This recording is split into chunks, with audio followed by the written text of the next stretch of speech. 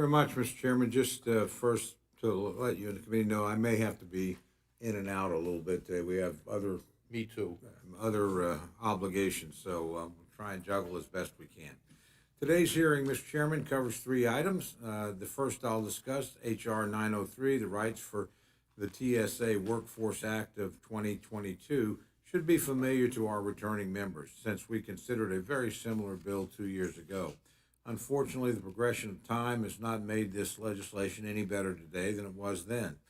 H.R. 903 would completely alter the statutory framework covering employees of the Transportation Security Administration, or TSA.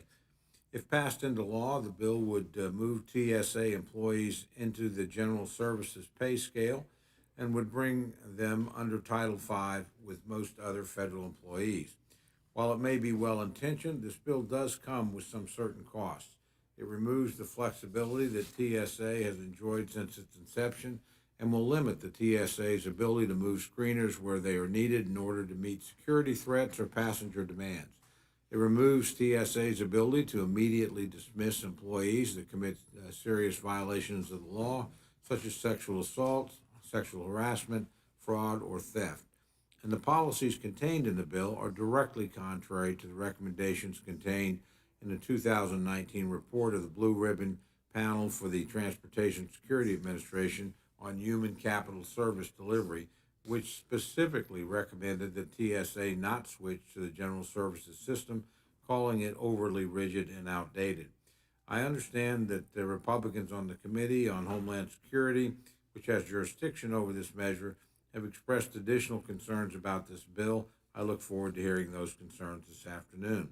The second bill I will discuss is H.R. 2499, the Federal Firefighters Fairness Act of 2022. This bill would grant federally employed firefighters a presumption that certain illnesses are approximately caused by their employment. This would make it significantly easier for these employees to receive compensation for diseases they have developed on the job. While I'm a co-sponsor of this legislation, I understand that Republicans on the Education and Labor Committee have concerns, which I look forward to hearing about today. The final bill for today is H.R. 5129, the Community Services Block Grant Modernization Act of 2022. This bill would reauthorize the Community Services Block Grant Program, or CSBG, for 10 years. Unfortunately, the bill has significant flaws in achieving our shared goal, lifting people out of poverty rather than trapping them in a perpetual cycle of reliance.